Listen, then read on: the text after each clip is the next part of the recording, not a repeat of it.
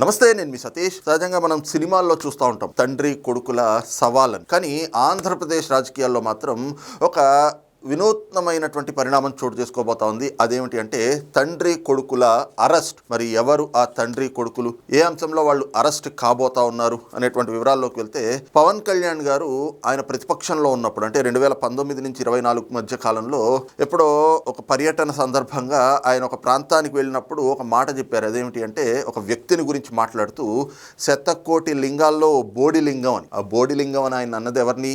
పేర్ని నానిని. ఎస్, ఇప్పుడు మనం మాట్లాడుకుంటున్నటువంటి ఈ తండ్రి కొడుకుల అరెస్ట్ కూడా పేర్ని నాని ఆయన కుమారుడు పేర్ని కిట్టుకి సంబంధించే. మరి పేర్ని నాని అంటే మనం కొత్తగా ఏం చెప్పుకోవాల్సిన అవసరం లేదు. తన ప్రత్యర్థులు అంటే రాజకీయ ప్రత్యర్థుల పైన నిత్యం బూతులతోటి ఎలా పేట్రేగిపోతూ ఉంటాడు. ఏదో చతుర్లాడుతున్నామనో లేదంటే మనం ఏదో తెలివిగా మాట్లాడుతున్నామనో మరి ఏ రకంగా బూతులతోటి చెలరేగిపోతూ ఉంటాడు. తాను మాట్లాడేవి బూతులైనప్పటికీ కూడా తన దాకా ఏవైనా కేసులో ఇంకొకటో విమర్శలు వచ్చేటప్పటికి అబ్బెబ్బే నా అంత ఉత్తముడు లేడు, నేనెక్కడ బూతులు మాట్లాడాను అని చెప్పేసని మళ్ళీ తాను మాట్లాడినటువంటి బూతుల్ని కూడా అవేవో కనుక ఒక చక్కటి మనం చెప్తామే సంస్కృతానికి సంబంధించో లేదంటే కనుక మంత్రాల్లాగో వీటిలాగా చెప్పుకుంటూ ఉంటాడు. పేర్ని నాని ప్రతి సందర్భంలో ముఖ్యంగా చూస్తే 2024 ఎన్నికలు ఓడిపోయిన తర్వాత ప్రతి ఒక్క అంశాన్ని కూడా వివాదాస్పదం చేస్తూ రాజకీయ ప్రత్యర్థుల పైన ఏ రకంగా బూతులతోటి ఆయన ఎదురుదాడికి దిగుతూ ఉంటాడు. మనం చూసాం ఆ మధ్య పామర్లో రప్పా రప్పా అంటూ ఏది జగన్మోహన్ రెడ్డి ఆయన పర్యటనలో ఫ్లెక్సీలు పెట్టుకుంటే రప్పా రప్పా అంటే తప్పే ఉంది అని చెప్పి ఒకసారి, రప్పా రప్పా అని చెప్పి ఎన్నిసార్లు అరుస్తారు.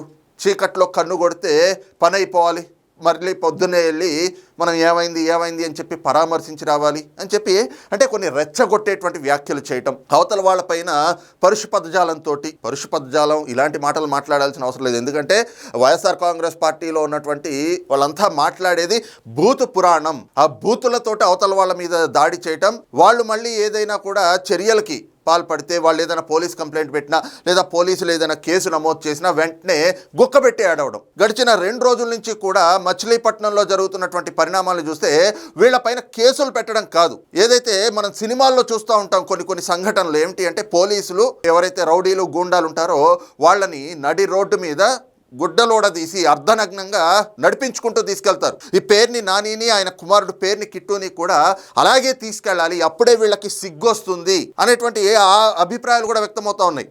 ఎందుకంటే మచిలీపట్నంలో మరి అక్కడ మున్సిపల్ అధికారులు మరి పోలీసుల సహాయంతో ఈ ఆక్రమణలు అంటే అక్రమ నిర్మాణాలు ఏవైతే ఉంటాయో వాటిని తొలగిస్తూ ఉన్నారట. అంతే వెంటనే అక్కడికి వెళ్ళిపోయి బూతు పురాణం ఉప్పాడు ఈ పేర్ని నాని ఈయన కుమారుడు పేర్ని కిట్టు. ఇంతకాలం రాజకీయ ప్రత్యర్థుల మీద బూతులు తిట్టడం చూసాం. ఈ రోజున అధికారుల పైన, మున్సిపల్ అధికారుల పైన, పోలీసుల పైన, పోలీసులనైతే గనక పశువులతోటి పోలుస్తూ ఆ అంశం పైన ఇప్పుడు పోలీసులు పేర్ని నాని పైన ఆయన కుమారుడు పేర్ని కిట్టు పైన కేసులు నమోదు చేస్తే మళ్ళీ మీడియా ముందరకు వచ్చి గుక్కబెట్టి ఏడుస్తూ ఉన్నాడు ఇదే పేర్ని నాని. అసలు పేర్ని నాని మాట్లాడినటువంటి మాటలు చూస్తే నిజంగా ఇందాక చెప్పాను కదా నడి రోడ్డు మీద గుడ్డలోడ తీసుకెళ్లాలని, అది కరెక్ట్ అంటారు. ఎందుకంటే ఒక్కసారి పేర్ని నాని ఏం మాట్లాడాడు వినండి. 3 ఏళ్ళు ఇదే బాపిరాజు కమిషనర్ని బందర్లో కమిషనర్ గా తీసుకొచ్చి ఇంకా 2034 దాకా ఉంటారు సర్వీస్ లో. బాపిరాజ్ చౌదరి గారు చంద్రబాబు నాయుడు గారి చుట్టం, గోపీచంద్ గారికి చుట్టం. ఈ బాపిరాజ్ చౌదరి గారిని 2029 గవర్నమెంట్ రాగానే, జగన్ రాగానే ఆ కమిషనర్ బందర్ పోస్టింగ్ తీసుకొచ్చి ఇదే బాధ, ఇదే ప్రొక్లైన్ దిగితే గుండెల్లో ఎంత బాధ ఉంటుందో నిన్ను ఆడిస్తున్నా నీ పెన్ డ్రైవ్లన్నీ కూడా సేఫ్ లాకర్ లో దాచుకుని నిన్ను తోలుబొమ్మలాగా ఆడిస్తున్నటువంటి ఆడికి ఇద్దరికి ఈ జేసీబీ బకెట్లు దిగితే ఎంత బాధ ఉంటుందో చూపించకపోతే కొద్దిగా చూసుకో. ఇదే బాబురాజుని బందరు తీసుకొస్తా. ఇదే పోలీసులు ఎవరైతే ఉన్నాడో పొద్దున ఒకడు ఉన్నాడు చల్లగా శంపందిలాగా ఉన్నాడు పోలీస్ అధికారులు, వాడిని కూడా ఇక్కడికే తీసుకొచ్చి ఇక్కడే నీ ఇళ్ళకి కాపలా పెట్టి బందోబస్తు పెట్టి నువ్వు ఎట్లా అయితే వస్తే వీళ్ళందరినీ ఈడిపించావో, చొక్కాలు పట్టుకుని, చీరలు పట్టుకుని, జాకెట్లు పట్టుకుని ఈడిపించావో ఈ మనుషుల్ని, అట్లాగే నిన్ను నీ కోసం వచ్చిన ప్రతి ఒక్కరిని ఇదే పోలీసులు వాళ్ళు ఎవడెవడైతే వచ్చాడో సిఐలు, ఎస్ఐలు మొత్తం అందరినీ నీ ఇళ్ల చుట్టూ, బైపాస్ లో ఇంటి చుట్టూ, ఇక్కడ పార్కులో కట్టిన ఇంటి చుట్టూ అదే పోలీసుల్ని పెట్టి, అదే బాపురాజుని పెట్టి గోపాలరావు అసిస్టెంట్ కమిషనర్ ఉన్నాడు. ఎవరెవరైతే ఈ పాడు పనులు తప్పుడు పనులు ఇన్వాల్వ్ అయ్యారో నోటీసులు ఇవ్వకుండా ఏసీపీ నీ ఇంటికి ప్లాన్ లేదు, నీ ఇల్లు ఎక్కడో నాకు తెలుసు, నీకు తెలుసు. అలాగే TPO TPS assistant commissioner Gopalarao, నువ్వు బందరు వెళ్ళిపోతావేమో. గోపాలరావు బందరు కాదు, నువ్వు ఆంధ్ర రాష్ట్రంలో ఎక్కడున్నా సరే అవసరమైతే నువ్వు తెలంగాణ వెళ్తే కేసీఆర్ కాళ్ళన్నా పట్టుకుంటా.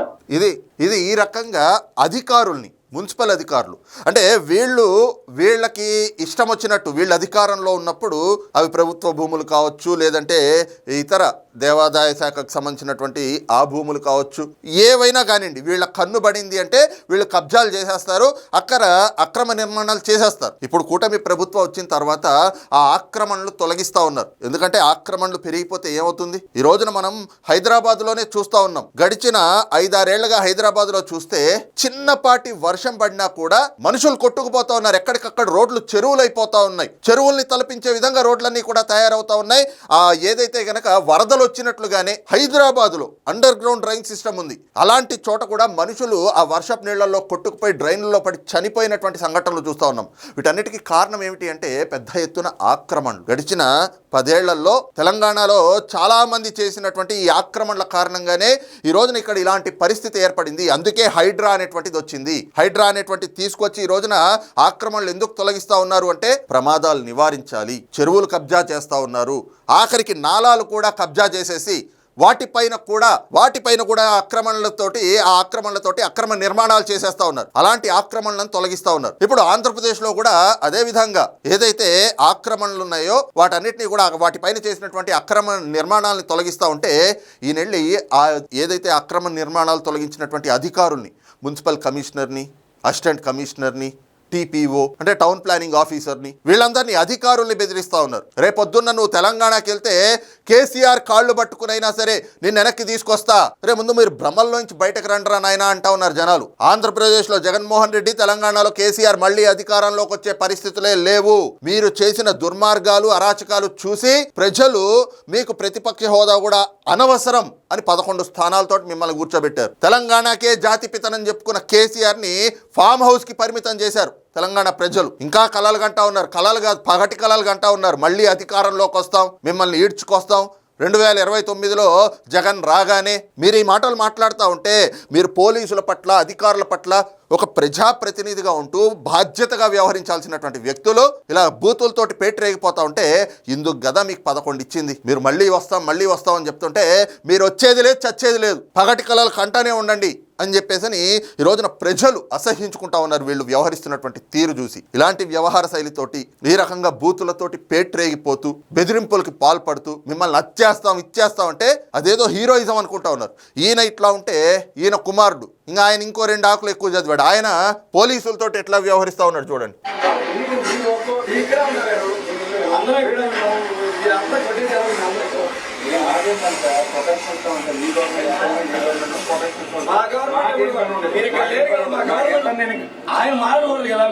ఆయన పోలీస్ అధికారి ఏమన్నాడు, మీరు ఇక్కడి నుంచి వెళ్ళండి అంటే మీరు ఇక్కడ ఎందుకున్నారు, మీరు కొట్టేసుకుని వెళ్ళిపోండి అంటే మేమేమి కొట్టించడానికి కాదండి వచ్చింది, మేము ప్రొటెక్షన్ ఇస్తున్నాం. మున్సిపల్ అధికారులు ఎక్కడైనా ఆక్రమణలు తొలగించేటప్పుడు పోలీసులకు సమాచారం ఇస్తారు. అక్కడ ఏమైనా కూడా గలాటా జరిగితే మళ్ళీ ఇబ్బంది అవుతుంది కాబట్టి మీరు మాకు ప్రొటెక్షన్గా రండి అని చెప్పేసి మున్సిపల్ అధికారులు పోలీసులకు ఒక ఇది ఇస్తారు, అర్జీ ఇస్తారు, దాని ప్రకారం వాళ్ళు వస్తారు. ఈ రకంగా పోలీస్ అధికారి ఈయన సిఐ పరమేశ్వర్ గారట, ఆయన చెప్తా ఉన్నాడు చక్కగా. ఏం చెప్పాడు ఒకసారి మళ్ళీ వినండి.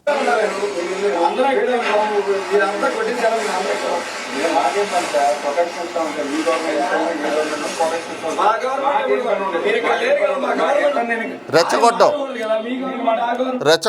మీరు ఇక్కడ లేరు కదా మా గవర్నమెంట్ లో అని చెప్పేసి ఆ గవర్నమెంట్ ఈ గవర్నమెంట్ అని మాట్లాడుతున్నారు. మీరు లేరుగా మా గవర్నమెంట్ లో.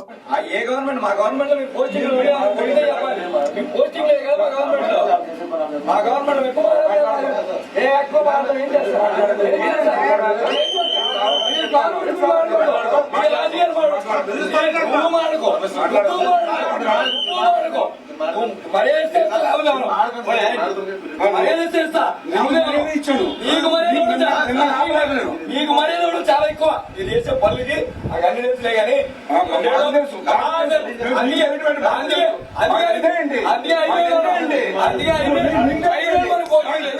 అందుకే ఏం చేస్తా